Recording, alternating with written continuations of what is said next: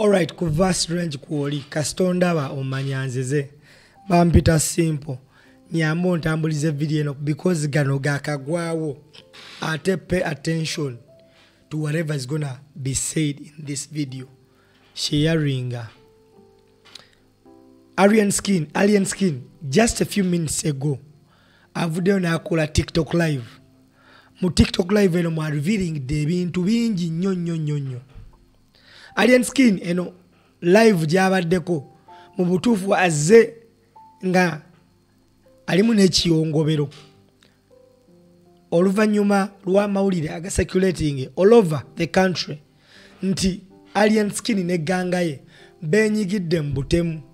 because as we talk right now police eri mu kubanoonya. Omwogezi yavudde n'agamba nti abanoonyebwa kwe kuli Babu Kabadia Mijagulo ne Komanda Mudogo kwosta ne Alien Skin.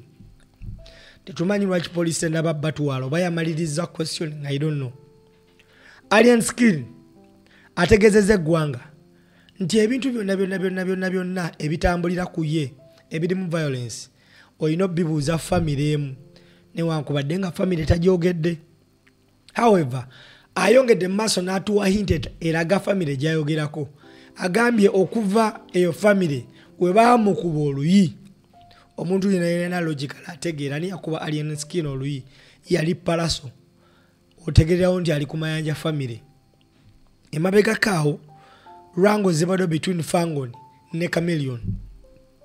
era it has been public.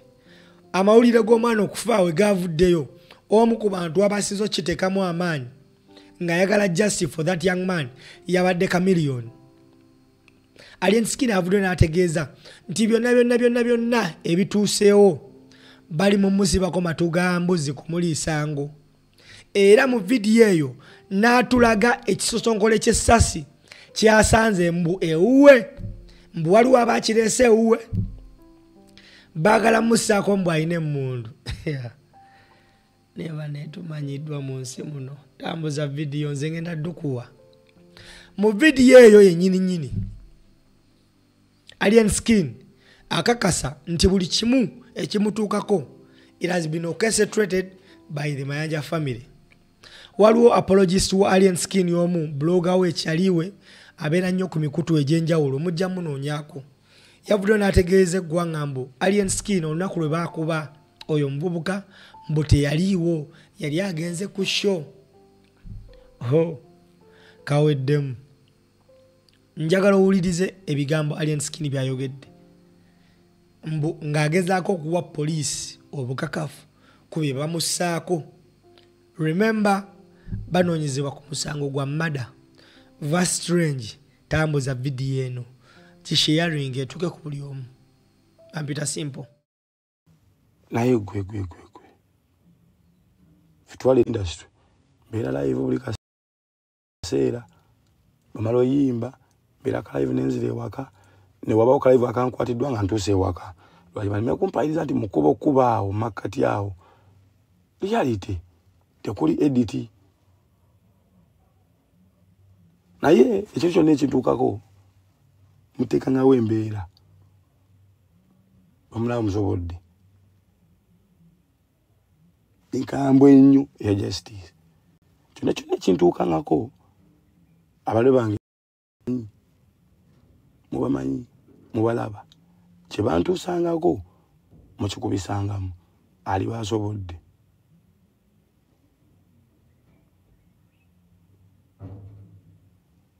Segera wagotomanyi sifia atovuo totyanga mulabewo ne wabanga muto mufuna ate totanga kibenga tonachike ne nyandusu kine ekintu kino nkirindidde ebbanga era nakyetegekera dda sina mu likodi yonna sina mu criminal record mu kaliya yange.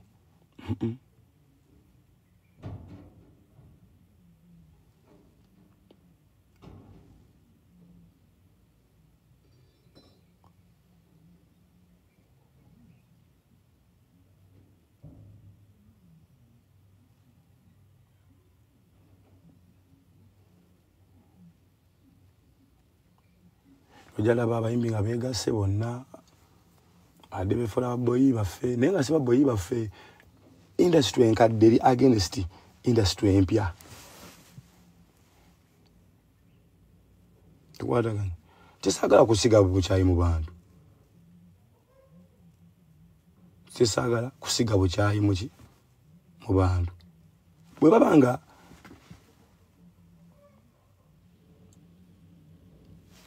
abaje wangi nabali ekiwani nzi nabala nnyo ningamba gana muntu yenna nga kyesagala kubeera na bbanja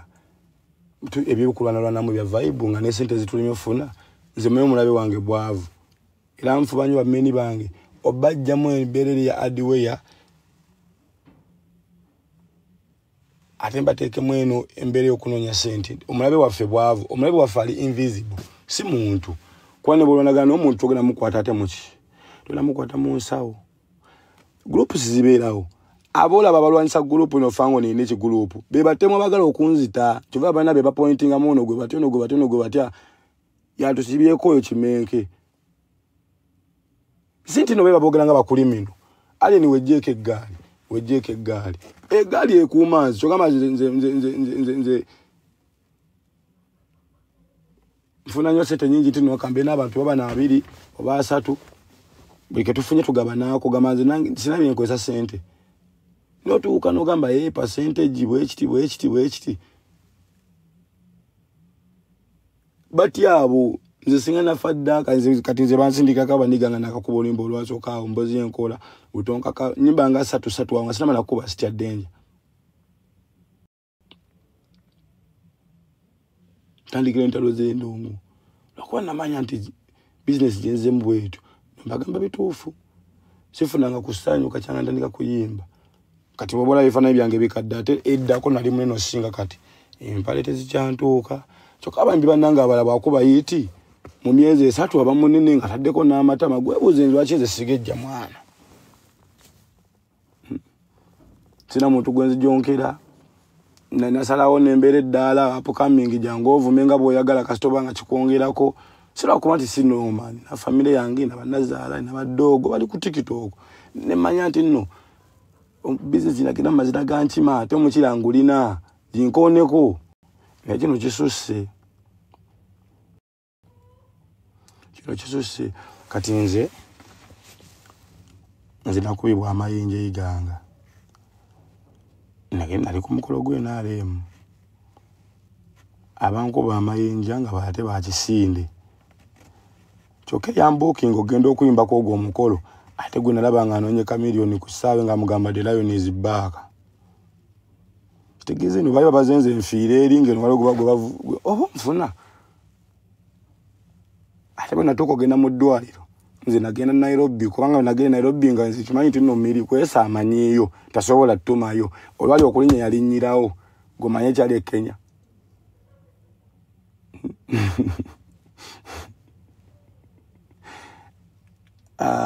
standi takyatuma tuvabo yalinnya bwati nadda e Uganda nalinnya nakomawo nemwa kati bino ebizeemu birala nze neninnya nenkomawo sali wakudda kuba nagenda nebbaaga buli omu nga ndaba naye nga tonga nnya bino wanalagana nabo mbamanyi ekituukako kyonna kyonna anaaba asobodde ofunalo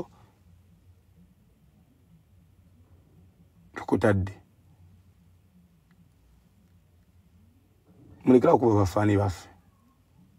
muyimbe mulekerawo okuba bafaani bange na vidiyo endala zindabyemwe ama naye ddala kino kiki nkotakitingako kuba afande fe tuli ku gulawundi eri tebabimanya naye kuno ku intaneti kwebiri gwe tomanyi kikigenda kutuukawo nkyaliwo nekijja kukuyambako okulaba ku saidi entuufu nze nkyaliwo nnyo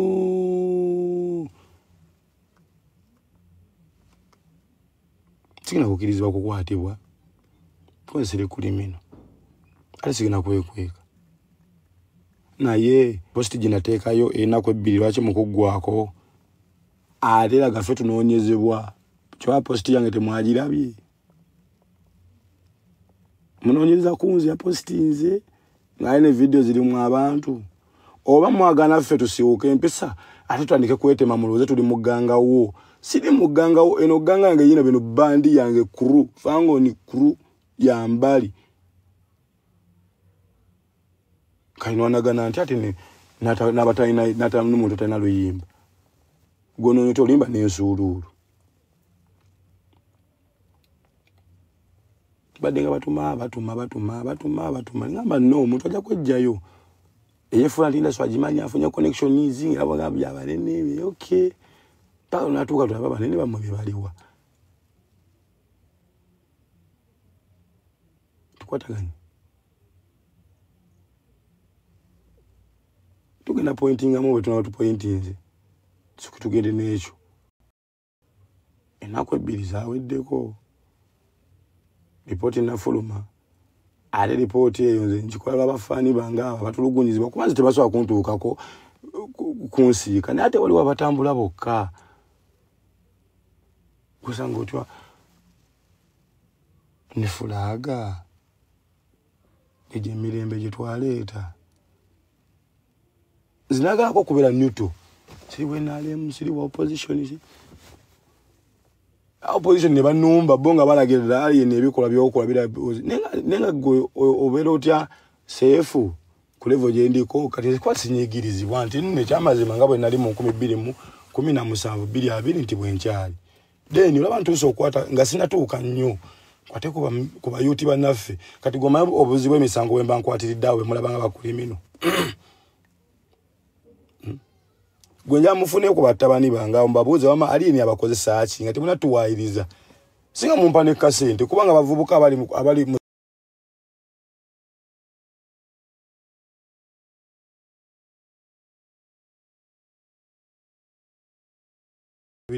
bidde ku mulala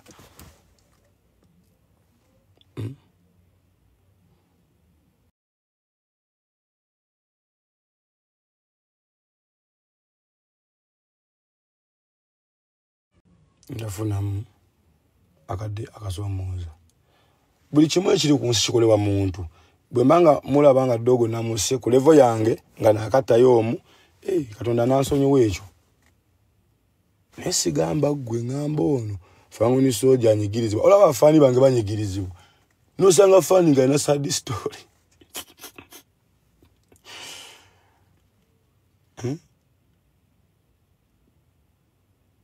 iswaza ama endongo terifeya tabo ibafa bali mu ndongo mugendeyo maaso n'embali nafuna muka break ngabali kinali ne wadde ngenze Nairobi nete mu mbere mu byange ate ne wenjita omusajja omuyangambye kimenge okimanyi nti nno oli mu kifo kyabo li muyimbi kati gomanyo obogenda kubeera ota mu kifo byabwe mu kifo ky'abantu gumeyo kubeera mu kifo ky'abantu nga miliyoni galutandika endongo gwe guvugirako ekipiira yakubako embali natatuuka wooli alabira dda nga akyalina second chance nengumiikiriza nengamba no tugenda kabana na mundu yimba nga tuyimba kino kisusse bameeni kino kisusse era balese Sosonkole esasi hadogade honesty kama mwana ambuzo boingira mufango nti ye twali Sosonkole kino kutasoka leero kirike namba 811 kati polisi wewe manyambi Sosonkole bako bibake namba etandikirawo obujulizo obusoka bwewo 811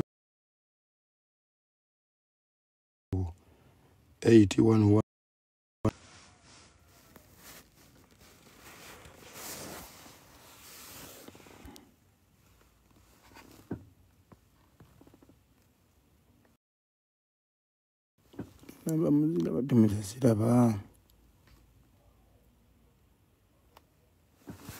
811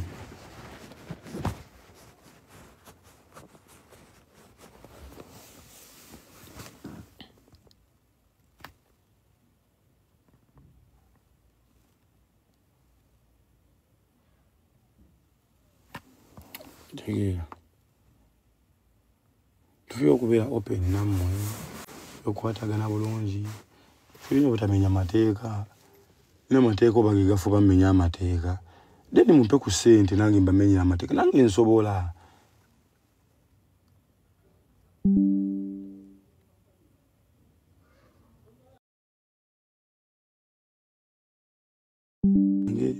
bimotoka bikadde era mubigala nange bimotoka bikadde era mubigala gigala giyambala ebino byange kulaga nti nno obulamu buli simple kati ate obwo obutinitini munnange buluma ebiniga era 811 zinamba eziri Kasonko kana kesasiki babadde baleese leero bateeke wange bajje bagambe nti omwami oyo baba mubanje mundu awe tutusame bekyali ndongo ngenda umulamu ngenda kusirikamu izo bere eyo njafuna byenkola akola nyizo kufuna akagala gikangaawo nenga temumbalanga mwimbi wagwanga kati kirungi bena banzemba fani bamujja kujjanga mu gulobo kona kina banzizemu ndowooza mujja muwetaaga embali eno Kasooke tugirekemu abasajja bakubemu nembe batugireseera nene wabawo ekituuseewo ekyamaanyi nze ndi mujaasi amaziga gabe matono naye nga kwokuvaawo kwange kwalibawo okunyolwa isemu ku vibe ya ddala buli mugi yali yagadde etalimu editi ekiraga ne bwe tulikola kitebalisiima olaba n'omuntu atali muyimbi akunooma nobuuze ndongo kiwaniki akanava tekawulira ngombe neze ekyamazima kati mwabafangu nikamba buli ekino nze nakuba embali amaanyi ne gansukkako nze ntabula olumu ne ngamba neddala yinze mani yenze kimeeke naye nakuba embali amaanyi ne gansukkako ntuuka ne bunako n'ensuubula ne ngamba balina endongo kangi tekisobola kuba nti nno endongo bwejje neyongera waggulu bizibu ate nga siyo nali njaga nze najjanjaga capital $8,000,000 era abafani bawuza ate okwagala mpaka kuwulira bubi buno bwe bubi bwe mpulidde bameni mundeke abasobodde abasobodde okuyitayo emmanju ndi bayimbira mpola mu nkukutu wakiri nadda online shows siddamu okugenda ku stage ate pozi